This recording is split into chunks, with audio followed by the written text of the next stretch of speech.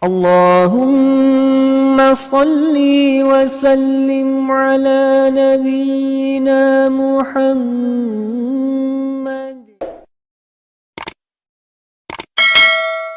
وبركاته.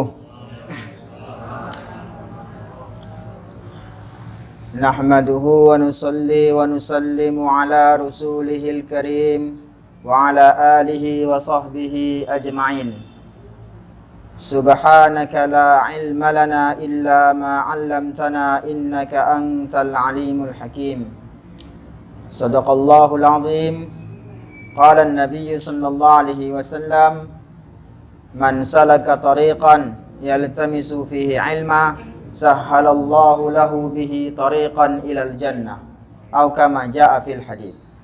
Yang saya muliakan para alim ulama, para asatidz, para asatidzah yang dimuliakan Allah, dan juga yang saya muliakan ketua masjid, wakil ketua BKM masjid, seluruh pengurus masjid dan seluruh jajarannya yang tidak bisa saya sebutkan satu persatu namanya. Tidak lupa juga yang saya muliakan jemaah salat Isya Masjid Al-Hikmah yang dimuliakan Allah Subhanahu wa taala. Semoga Allah Subhanahu wa taala dengan limpahan rahmatnya, dengan limpahan karunia-Nya, Allah Subhanahu wa taala menjaga kita, Allah Subhanahu wa taala menunaikan hajat-hajat kita, dan Allah Subhanahu wa taala membimbing kita sehingga kita bisa masuk ke dalam surganya Allah Subhanahu wa taala. Hadirin yang dimuliakan Allah Subhanahu wa taala, tadi baginda Nabi Muhammad sallallahu alaihi wasallam beliau bersabda, "Man salaka tariqan yaltamisu fihi ilma sahhalallahu lahu bihi tariqan ilal jannah." Barang siapa yang mempermudahkan langkahnya menuju majelis ilmu, maka Allah Subhanahu wa taala akan mempermudahkan langkahnya menuju surganya Allah Subhanahu wa taala. Dulu dalam satu hadis baginda Nabi Muhammad sallallahu alaihi wasallam beliau bersabda kepada satu orang sahabat yang kurang lebih artinya, "Wahai sahabatku, sedikitkanlah bebanmu dalam perjalanan kamu menuju surganya Allah Subhanahu wa taala. Fa inna safara ba'id, karena sesungguhnya safar perjalanannya jauh, jangan bawa beban yang banyak." Dalam hadis yang lain pun baginda Nabi Muhammad sallallahu alaihi wasallam beliau bersabda, "Wahai sahabatku, banyakkanlah bekal kamu dalam kamu menuju surganya Allah Subhanahu wa taala." Kenapa? Fa inna safara ba'id, karena sesungguhnya perjalanan ke menuju surga itu jauh. Hadirin yang dimuliakan Allah Subhanahu wa taala, dari alam dunia ke alam barzakh. Alam barzakh adalah alam batas antara alam dunia dengan alam akhirat. Belum lagi masuk ke alam akhirat, masih dia perbatasan antara alam dunia dengan alam akhirat, namanya barzakh. Barzakh itu apa, Ustadz? Barzakh adalah batas. Wa bainahuma barzakhul la yabghiyan, dan di antara air tawar dengan air asin tadi itu ada barzakh, yang mana tidak akan berkumpul air tawar dengan air asin, ada barzakh. Begitu juga nanti setelah kita mati, setelah kita meninggalkan alam dunia ini, kita akan masuk yang namanya ke alam barzakh, alam batas antara dunia dengan akhirat. Lalu nanti kita dibangkitkan, perjalanan panjang, dibangkitkan, masuk lagi ke alam mahsyar. Setelah alam mahsyar nanti kita akan ada namanya yaumul hisab, kita akan dihisab, terus ditimbang amalan kita, sampailah kita nanti hadirin yang penentunya kita akan melewati titian sirat. Ini pun panjang, mendatar ratusan tahun, mendaki ratusan tahun, menurun pun ratusan tahun. Barulah seorang itu ditentukan dia masuk surga atau masuk ke dalam neraka. Maka dalam satu hadis baginda Nabi telah melihat ketika Nabi Isra Mi'raj, ada orang-orang, Nabi melihat ada cahaya yang mana mereka itu yang mana Nabi melihat cahaya dari awal titian sirat sehingga akhir titian sirat. Maknanya ada cahaya-cahaya yang masuk ke dalam surga. Nabi bertanya, siapakah mereka? Maka hadirin yang dimuliakan Allah Subhanahu wa taala, Jibril mengatakan mereka adalah para nabi, para syuhada, para solihin, para siddiqin. Dan diantaranya hadirin yang dimuliakan Allah Subhanahu wa ta'ala, ada kabar gembira dari baginda Nabi Muhammad SAW bagi orang yang mana dia bukan nabi, dia bukan syuhada, dia bukan siddiqin, dan dia bukan solihin. Tapi orang ini akan dipermudahkan dia masuk ke dalam surga kalau apa? Kalau dia datang duduk di majelis ilmu agama. Karena baginda Nabi Muhammad SAW beliau bersabda, man salaka tariqan yaltamisu fi ilma sahhalallahu lahu bihi tariqan ilal jannah. Barang siapa yang mempermudahkan langkahnya menuju surganya Allah Subhanahu wa ta'ala, maka Allah Subhanahu, barang siapa yang mempermudahkan langkahnya menuju majelis ilmu, maka Allah Subhanahu wa ta'ala akan mempermudahkan langkahnya menuju surganya Allah Subhanahu wa ta'ala. Semoga kita dimasukkan surganya Allah Subhanahu wa ta'ala dengan mudah, dan kita dikumpulkan bersama baginda Nabi Muhammad sallallahu alaihi wasallam di surga firdausnya Allah Subhanahu wa ta'ala. Amin. Maka hadirin yang dimuliakan Allah Subhanahu wa ta'ala, alhamdulillah kita sekarang telah Allah dudukkan di majelis yang mulia, di tempat yang mulia.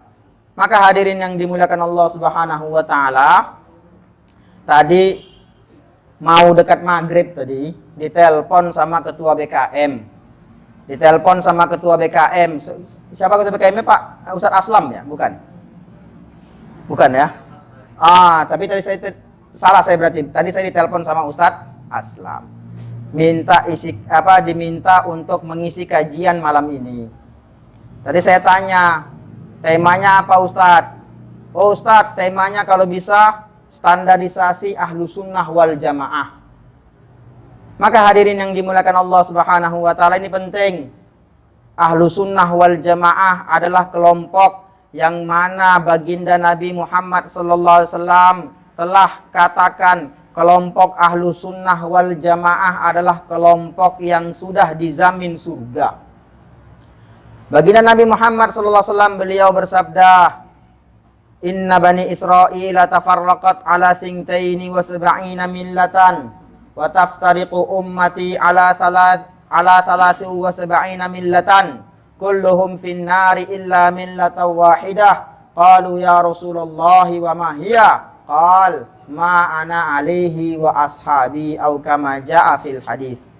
Dalam satu hadis, jaminan dari baginda Nabi bahwasannya ahlu sunnah wal jamaah akan dijamin surga oleh Allah Subhanahu wa ta'ala. Melalui satu hadis ini dikatakan baginda Nabi, sesungguhnya Bani Israel terpecah menjadi 72 golongan, dan umatku terpecah menjadi 73 golongan. Yang 72 masuk ke dalam neraka, kecuali yang satu golongan. Maka para sahabat bertanya, ya Rasulullah, siapakah mereka? Maka dikatakan Nabi, ma ana alaihi wa ashabi, yaitu orang yang mana mengikut aku dan ikut para sahabatku, dalam artian mereka itu adalah para sahabat Nabi, adalah ahlu sunnah wal jamaah. Sekarang ini tengah berebut gelar, lagi berebutan istilah. Semuanya mengaku ahlu sunnah wal jamaah. Betul, Bu? Semua mengaku ahlu sunnah wal jamaah. Lantas siapakah ahlu sunnah wal jamaah? Apakah ahlu sunnah wal jamaah itu banyak ataukah satu? Ahlu sunnah enggak banyak. Dalam artian ahlu sunnah wal jamaah hanya satu. Lantas siapakah di ahlu sunnah wal jamaah? Dikatakan Syekh Ali Jum'ah di dalam kitab beliau Al-Bayan lima yushghilul adhan. Syekh Ali Jum'ah telah membuat satu kitab. Syekh Ali Jum'ah ini adalah mufti Mesir, pimpinannya mufti Mesir. Beliau menjabat menjadi mufti Mesir di Al-Azhar Kairo sana selama 2 periode. Nah, beliau punya kitab, yang mana kitab beliau itu beliau beri judul Al-Bayan lima yushghilul adhan. Penjelasan yang buat susah, yang buat penat kepala kita. Di dalam kitab tersebut, Syekh Ali Jum'ah mengatakan ahlu sunnah wal jamaah dilihat daripada secara harfiah, secara lafaznya adalah ahlu sunnah. Ahlun adalah pemilik, As-sunnah maknanya ahlu sunnah adalah pemilik sunnah. Kalau kita katakan ahlul bait, pemilik rumah. Kalau kita katakan ahlu sayyarah, pemilik mobil. Sayyarah mobil. Kalau kita katakan ahlu dabbab, pemilik kereta atau motor. Maka ahlu sunnah itu siapa? Pemilik sunnah. Jadi semua orang Islam adalah ahlu sunnah. Tidak, belum wal jamaah. Semua orang Islam adalah ahlu sunnah. Jadi intinya apa?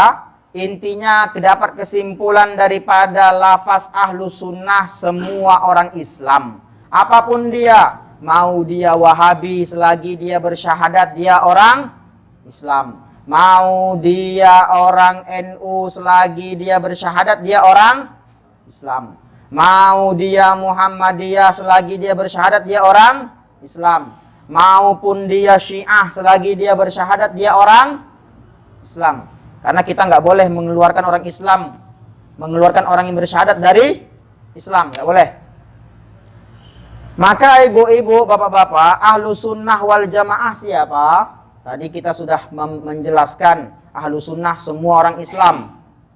Tapi banyak gugur di lafaz atau di perkataan wal jamaah.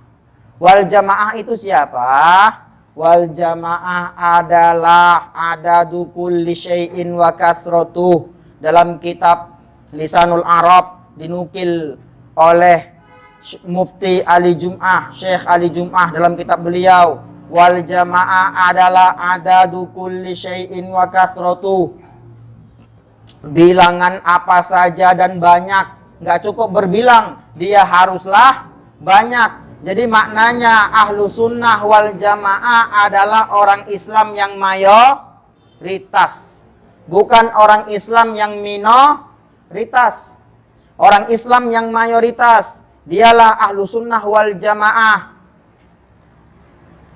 Ibu-ibu, bapak-bapak, kalau kita kaji di seluruh dunia ini, yang banyak itu adalah ahlu sunnah wal jamaah. Karena memang ahlu sunnah wal jamaah adalah kelompok mayoritas. Nanti kalau kita pergi ke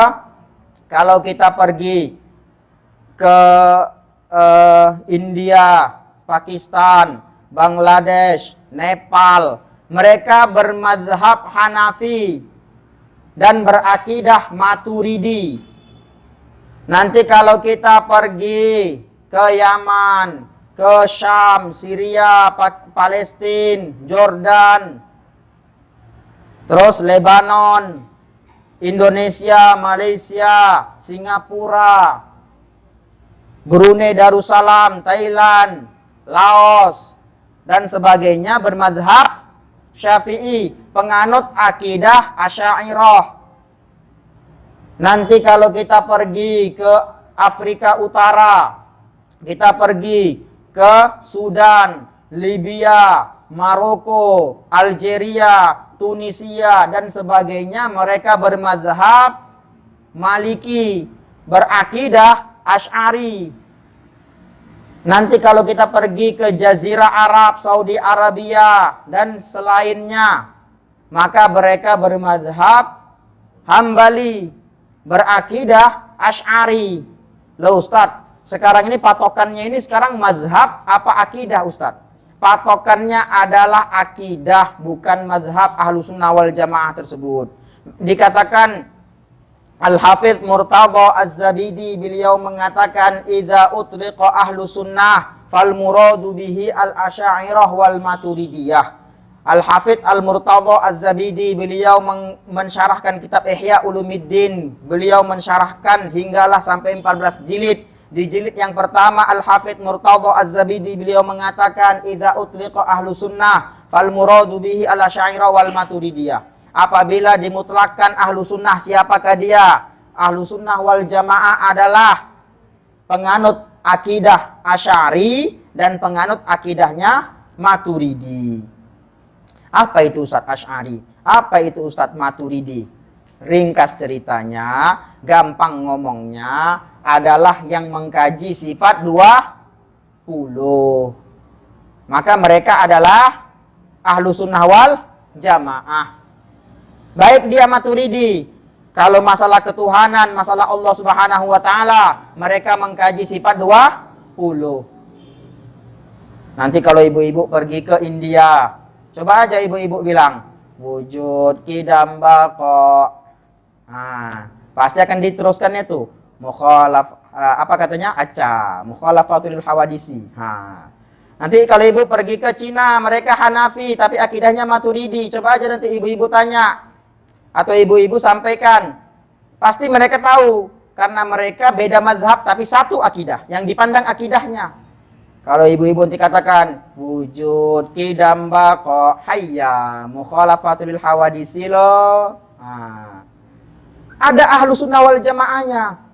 Karena apa? Ahlu sunnah wal jamaah itu kalau Maturidi dianut oleh mazhab Hanafi.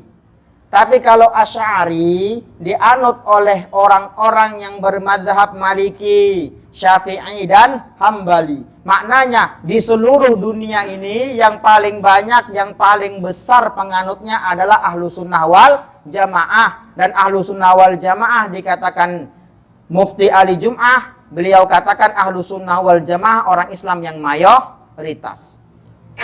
Jadi Ustadz, kenapa arus mayoritas? Ada apa di balik mayoritas? Kita pasti bertanya, ada apa di balik kelompok mayoritas? Baginda Nabi Muhammad SAW beliau bersabda, Innallaha la yajma' ummati ala dhalalah. Sesungguhnya Allah Subhanahu wa taala enggak akan mengumpulkan umatku untuk mereka sepakat dalam kesesatan. Sifatnya kita ibu, bapak tidak seperti sifatnya orang-orang Bani Israel. Allah Subhanahu wa taala telah katakan sifatnya kita ini di dalam ayat Al-Qur'an. Allah Subhanahu wa taala firmankan kuntum khaira ummatin ukhrijat linnas ta'muruna bil ma'ruf wa tanhauna 'anil munkar wa tu'minuna billah. Allah Subhanahu wa taala firmankan kalian adalah sebaik-baik umat. Hadirin yang dimuliakan Allah Subhanahu wa taala, jangan kita artikan sebaik-baik umat antara kita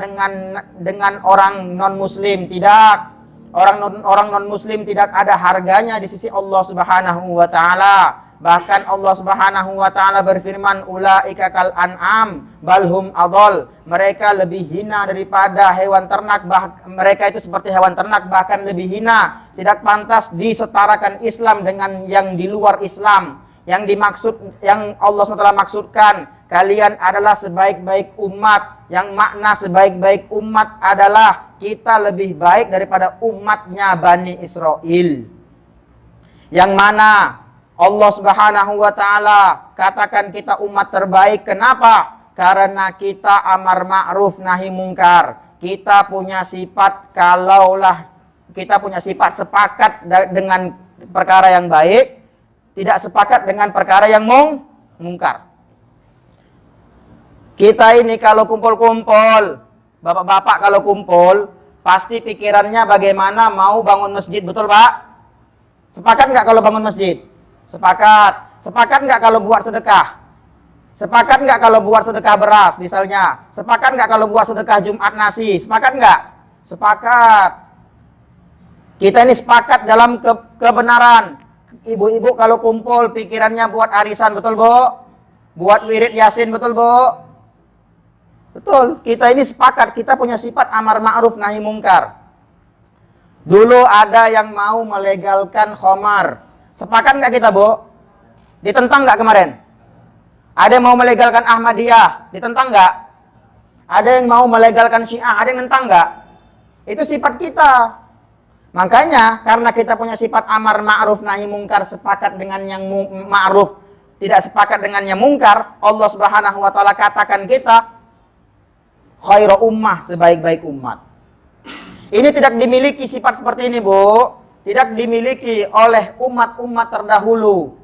Sehingga Nabi telah mengatakan, Nabi telah mensifati sifatnya Bani Israel, dikatakan Nabi dalam satu hadis, awwalu ma dakhalan naqsu ala bani Israil annahu kana ar-rajul yalqar rajula fayaqul ya hadha taqillah wa da' ma tasna'u bihi fa innahu la yahillu lak thumma ya'ti ghad wa huwa ala halihi ay yakuna akilahu wa syaribahu wa qa'idahu falamma fa'alu dhalik daraballahu quluba ba'dihim bi ba'd thumma talalu 'ainal ladzina kafaru min bani Israila ala lisani Dawud wa Isa ibn Maryam dzalika bima sawwa kanu ya'tadun kanu la yatanahawna 'an munkarin fa'aluh labi'sa ma kanu yaf'alun fa wallahi la ta'murunna bil ma'ruf wa la tanhawunna 'anil munkar wa la ta'khudunna 'ala yadidh zalim wa la ta'turunna 'alal haqqi atra'u kama ja'a fil hadits. Dikatakan baginda Nabi, awal hancurnya Bani Israel adalah ketika orang soleh di antara mereka melihat perlakuan orang-orang yang salah, mereka malah sepakat, bahkan mereka ikut duduk, ikut minum, ikut makan dengan orang-orang yang bermaksiat. Ketika mereka ikut makan, ikut minum, ikut duduk dengan pelaku maksiat, Allah Subhanahu wa Ta'ala satukan hati mereka. Kemudian Nabi membacakan sebuah ayat Al-Quran yang Nabi katakan dilaknatlah orang-orang kafir Bani Israel atas lisan Nabi Daud sampai lisan Nabi Isa. Nabi Bani Israel mulai daripada Nabi Daud sampai berakhir di Nabi Isa. Allah laknat, nabi-nabinya melaknat kaumnya sendiri. Kenapa? Kanu la yatanahawna 'an munkarin fa'aluh, karena mereka tidak ada mencegah kemungkaran yang dilakukan di hadapan mereka. Kalaulah orang Bani Israel mengatakan zina halal, maka tidak ada yang menentang. Kalaulah Bani Israel mengatakan khamar halal, tidak ada yang menentang. Kalaulah Bani Israel mengatakan, orang-orang salahnya mengatakan bahwasannya perzinaan halal, maka orang-orang yang solehnya akan diam saja, tidak ada melarang. Sebab inilah, sebab umatnya tidak ada melarang kemungkaran, Allah Subhanahu wa Ta'ala laknat Bani Israel. Apakah itu dijumpai di umat ini? Tidak. Tidak dijumpai di umat ini. Umat ini punya sifat apa? Amar ma'ruf nahi mungkar, sepakat kepada yang ma'ruf dan tidak sepakat kepada yang mungkar. Jadi jelaslah hadis baginda Nabi. Beliau bersabda, innallaha la yajma' ummati ala dhalalah. Sungguhnya Allah SWT enggak mengumpulkan umatku sepakat dalam kesesatan. Jadi mungkin kalau kita lihat, Ustadz, keluar fatwa MUI bahwasannya sholat ketika pandemi jarang-jarang. Itu bagaimana Ustadz? Betul nggak itu? Betul. Kenapa? Karena umat ini nggak mungkin sepakat kalau itu salah. Di sini ada ulama, ada orang yang bertugas di MUI ya Ustadz Nano. Coba tanya, bagaimana cara mengeluarkan hukumnya? Kumpul dulu Pak. Semua ulama kumpul. Yang Muhammadiyah kumpul, yang Al-Wasliyah kumpul, NU kumpul, Jemaah Tabligh kumpul. Kumpul semuanya yang Ahlussunnah wal Jamaahnya, yang mazhab Syafi'i. Membahas hukum bagaimana sholat jarang-jarang itu boleh tidak? Ketika sudah keluar satu kesimpulan bahwasannya sholat jarang-jarang itu boleh, maknanya itu betul. Kenapa? Karena kalau seandainya salah, pasti ada yang menyalahkan. Misalnya sini, saya katakan, sholat nggak wajib. Sepakat nggak Pak? Sepakat nggak? Kalau Bani Israel, diam mereka. Benar? Tadi hadisnya panjang, sudah saya sebutkan. Kalau saya katakan, misalnya, zina halal, sepakat nggak? Tidak, mungkin saya dilempar saya. Nah, lebih parah mungkin. Orang, mungkin bapak-bapak lempar sendal kayak gini, mungkin kepala saya duluan dilempar. Betul? Nggak sepakat. Kita nggak akan sepakat dengan kesesatan karena Nabi telah mengatakan innallaha la jama' ummati ala dhalalah. Sungguhnya Allah Ta'ala nggak akan mengumpulkan umatku untuk sepakat dalam kesesatan. Dulu ada yang mau menghalalkan khamar, melegalkan khamar. Tentang, itu sifat kita. Melegalkan Ahmadiyah, tentang, itu sifat kita. Jadi kalau kita sudah keluar, kalau kita sudah tahu konsepnya MUI mengeluarkan contoh, mengharuskan sholat jarang-jarang dan itu boleh tetap dapat pahala, maknanya sudah tidak salah lagi. Jelas Pak? Jelas Bu? Ketika Imam Syafi'i, beliau, fatwanya beliau, pendapatnya beliau, ijtihadnya beliau, tidak ditentang oleh ulama-ulama yang lain, bahkan ulama-ulama seperti Imam Ghazali, berkaliber Imam Ghazali, Imam Suyuti, Imam Abdul Qahir Al-Baghdadi, dan imam-imam yang lain, imam-imam besar, sepakat dengan fatwanya Imam Syafi'i, maknanya fatwa tersebut tidak ada yang salah. Bahkan kalau ada yang menyalahkan, kita salahkan dia. Ketika orang-orang sudah sepakat dengan mazhabnya Imam Abu Hanifah, maknanya mazhab Imam Abu Hanifah sudah tidak ada salah. Karena kalau salah pasti ditentang.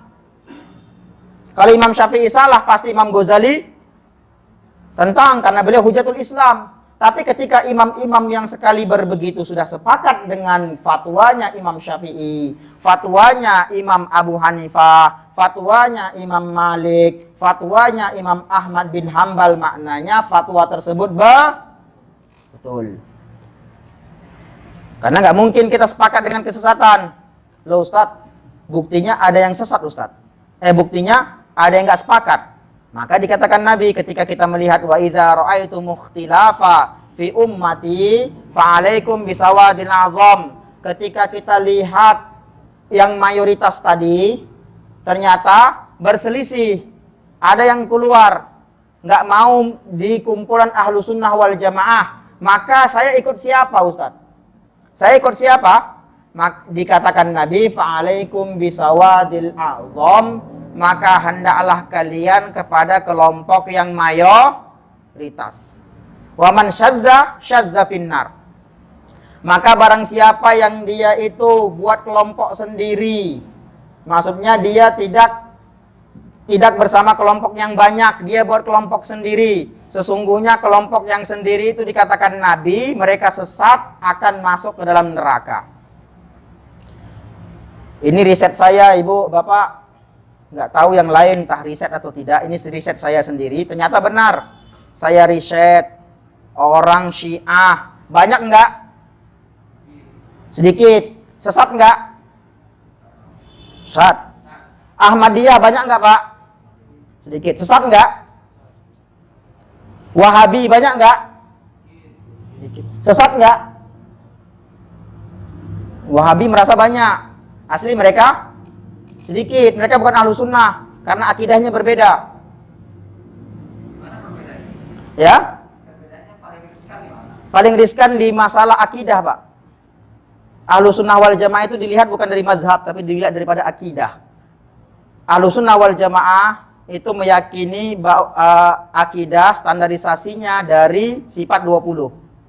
Kalau Salafi Wahabi tidak. Mereka standarisasinya dari 3 pondasi. Apa itu? Uluhiyah, rububiyah, asma sifat.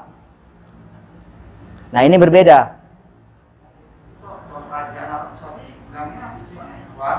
Oke, makanya kita mau tahu dulu apa standarisasi Ahlussunnah wal Jamaah. Adakah jadi patokan kebenaran tidak dilihat daripada tempat, tidak Pak? Bukan berarti dia menguasai Mekah Madinah terus kita katakan dia benar, tidak. Kalau dikatakan menguasai Mekah Madinah dikatakan dia itu benar, kita tarik lagi. Bahwasannya sebelum ada Salafi Wahabi, revolusinya pada tahun pada abad ke-12 Hijriah, tahun 1200 Hijriah, itu dikuasai oleh kita. Lalu diambil alih oleh orang Syiah. Diambil alih lagi oleh baru orang Wahabi mengambil revolusi pada tahun 1200 Hijriah. Maka satu-satu negara yang ada nama yang nama negaranya, nama orangnya Saud, Ibnu Saud. Mereka menguasai itu sebab revolusi. Mereka keluar daripada khalifah yang ada, khilafah Utsmaniyah, terus mereka buat kekhilafahan, bukan buat kekhilafahan, mereka buat kerajaan sendiri, yang mana mereka itu terang-terangan menentang kekhilafahan yang ada, yang sah, khilafah Utsmaniyah Turki. Jadi benar atau tidaknya tidak dilihat daripada menguasai tempat, bukan. Oh iya, makanya kita mau deal di sini gitu loh. Siapakah yang benar? Apakah perbedaan kita dengan Salafi Wahabi? Itu mau saya jelaskan. Jelas Pak ya? Oke. Ini seru. Biar jangan label kita diambil sama orang. Kita harus mempertahankan merek kita. Betul, Bu? Iya, kita ada jaminan Ahlussunnah wal Jamaah. Nah, tadi saya katakan sampai mana? Ahlussunnah wal Jamaah. Jadi, kalaulah seandainya dilihat yang mayoritas tadi terpecah dan memang Nabi telah sabdakan akan terpecah menjadi 72. Tapi siapa yang diikuti? Kelompok mayoritas. Fa'alaikum bisawadil azam. Maka hendaklah kalian kepada kelompok yang banyak. Karena sesungguhnya yang buat kelompok sendiri mereka itu sesat. Syiah banyak enggak? Wahabi? Sedikit. Ahmadiyah? Bahiyah adalah namanya gelar Bahiyah. Dan ada yang lain itu enggak banyak. Liberal banyak enggak? Sedikit. Cuma gaungnya dibesar-besarkan. Mereka sedikit. Ibu-ibu dan bapak-bapak tengok, yang sedikit-sedikit itu sesat. Ada nggak di sini yang berani mengatakan Syiah itu banyak? Ada nggak di sini yang berani mengatakan Syiah itu betul? Nggak ada yang berani mengatakan. Itu riset saya, wallahu a'lam. Itulah terakhir saya ambil kesimpulan bahwasannya sedekah Rasulullah telah benarlah apa yang Rasulullah sabdakan bahwasannya orang yang keluar daripada kelompok yang banyak mereka itu rawan masuk dalam neraka karena sesat. Maka hadirin yang dimuliakan Allah Subhanahu wa taala, saya mau kisahkan sedikit perbincangan saya waktu majelis seperti ini dengan orang Wahabi. Dia nggak terima, kenapa harus mayoritas? Kenapa mendiskreditkan minoritas? Loh, saya tidak mendiskreditkan. Saya hanya menyampaikan bahwasannya inilah yang disabdakan Nabi dan inilah Ahlussunnah wal Jamaah. Kan kebenaran nggak mesti dilihat daripada banyak. Yang sedikit juga dikatakan benar. Lalu saya katakan, apa itu sedikit orang Islam sedikit, orang Islam minoritas yang banyak? Apa yang betul? Yang dikatakan sukses, yang dikatakan berjaya, mana dalilnya? Dia bawakan satu hadis yang hadis tersebut menurut saya tidak tepat, dia gagal dalil. Dikatakannya dia membawakan hadis baginda Nabi yang mana hadis baginda Nabi tersebut berbunyi budiyal Islamu ghariba wa sayaudu kama bada'a ghariba fatuba lil ghuraba. Islam dimulai dalam keadaan asing dan nanti akan kembali dalam keadaan asing, maka beruntunglah orang-orang yang dianggap asing. Asing dalam artian sedikit. Dikatakan Nabi, Islam dimulai dalam keadaan asing dan nanti akan kembali dalam keadaan asing. Maka beruntunglah orang-orang yang dianggap asing. Nah, dalil ini mau Ustaz kemanakan dikatakannya sama saya. Loh, sabda Nabi itu nggak bertentangan satu sama lain, pasti ada hubungan. Cuma kamu salah dalam memahami. Kamu gagal dalil. Kalau kamu mengatakan kelompok yang sedikit daripada hadis Nabi ini dikatakan lebih benar daripada kelompok yang banyak, kamu salah. Kenapa katanya? Kamu harus tahu kenapa sebab Nabi bersabda seperti itu. Kalau Al-Quran, kenapa sebab ayat Al-Quran turun namanya asbabun nuzul. Kalau kita katakan kenapa hadis ini, Nabi bersabda hadis itu namanya asbabul wurud. Asbabul wurudnya hadis ini baginda Nabi SAW, beliau pada masa itu telah berkata kepada 4 orang, kepada 3 orang. Karena yang Islam pada masa itu hanya 4 orang. Rasulullah, Sayyidina Abu Bakar, Sayyidah Khadijah, dengan Sayyidina Ali. Nabi telah sabdakan, ini dikatakan Nabi, Islam dimulai dalam keadaan asing, kita ini sedikit, hanya 4 orang. Dan nanti akan kembali dalam keadaan asing. Maka beruntunglah orang-orang yang dianggap asing. Nabi telah melagakan, Nabi telah membuat perbandingan antara Islam dengan kafir. Kenapa kamu membuat perbandingan antara Islam dengan Islam? Itu nggak tepat. Nabi melagakannya, membuat perbandingan antara Islam dengan kafir. Memang benar, populasi umat manusia pada saat ini 8 miliar. Yang orang Islamnya lebih banyak apa lebih sedikit? Telah benarlah sabda Nabi. Nanti akan kembali dalam keadaan asing. Zaman ini Islamnya sedikit. Beruntunglah orang-orang yang dianggap asing sedikit. Asing itu. Beruntunglah orang-orang yang dianggap sedikit itu. Maksudnya siapa yang dikatakan Nabi beruntung? Orang Islam. Jadi kalau Islam sama Islam, maka kita kepada Ahlussunnah wal Jamaah. Jangan kepada Wahabi. Jangan kepada Syiah. Jangan kepada Mu'tazilah, jangan kepada liberal, Bu. Jangan kepada Bahiyah, jangan kepada Ahmadiyah dan sebagainya. Jangan kepada siapa? Ahlussunnah wal Jamaah, kelompok mayoritas. Tapi kalau antara Islam dengan kafir, walaupun kita sedikit, nggak apa-apa. Nabi telah sabdakan, kitalah kelompok yang berjaya nanti masuk ke dalam surga. Jadi saya bilang, kamu gagal dalil. Kalau kamu katakan kelompok sedikit itu yang benar untuk melagakan Islam sama Islam. Nabi telah melagakan itu dengan Islam dengan kafir. Dan memang benar, kita dianggap asing. Sekarang pakaian kayak saya ini dianggap asing. Pakai purdah dianggap asing. Pakai hijab syar'i seperti pakaian sholat katanya apa? Dianggap asing. Dan sebagainya memang dianggap asing. Tapi beruntunglah orang-orang yang dianggap asing tersebut. Jelas ya? Nah, saya bilang sama dia, tapi kalau kamu mau memaksakan Islam sama Islam, maka yang sedikit yang betul. Kita buat perbanding kita kejar, kita kaji. Kalau dikatakan Islam yang sedikit, dialah yang sukses. Maknanya, antum kan Wahabi, saya bilang. Oh ya, saya Wahabi Salafi. Oke. Antara Salafi, Wahabi dengan Syiah banyakan mana? Banyakan Wahabi, Syiah sedikit. Kamu sepakat nggak Syiah lebih baik daripada kamu? Oh enggak, katanya. Ya sudah. Jangan kamu lagakan Islam sama Islam. Jelas? Kalau dibuat perbandingan antara Syiah sama Ahmadiyah, lebih banyak mana? Syiah. Ahmadiyah sedikit. Apakah sepakat nggak Ahmadiyah itu baik? Sepakat nggak Ahmadiyah itu betul? Jelas tidak dong. Terus kita kerucutkan. Jelas kamu nggak akan masuk. Makin kerucut makin sedikit makin tidak betul, betul? Islam kelompok sedikit makin nggak jelas, Bu. Lalu dia katakan seperti pertanyaan Bapak tadi. Loh, kalau kami ini nggak betul, kenapa kan Allah titipkan Mekah Madinah sama kami? Sebelum kalian Syiah pun Allah titipkan Mekah dan Madinah. Kan kalian yang sering berkata bahwasannya kebenaran Al-Quran dan hadis. Ini kenapa sekarang ini kalian kalap seperti orang tenggelam, sudah kalap, enceng gondok, ranting pun digapai.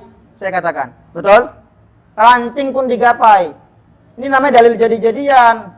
Kalian mengatakan dari awal bahwasannya kebenaran Al-Quran dan hadis. Sekarang kebenaran tempat, Pak. Kebenaran itu, patokan kebenaran tempat. Tidak. Jelas, Pak ya?